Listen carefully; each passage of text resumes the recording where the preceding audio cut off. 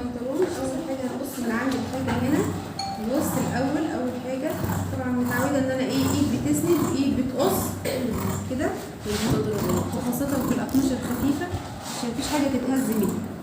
تمام كده خلاص. احنا كده قصينا الوسط وقصينا الحجر.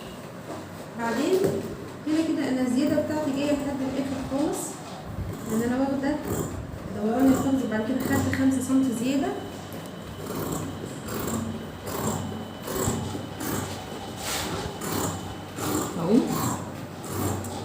صوت البس المصري مش مزيكا. خلاص كده نظبط الصوت.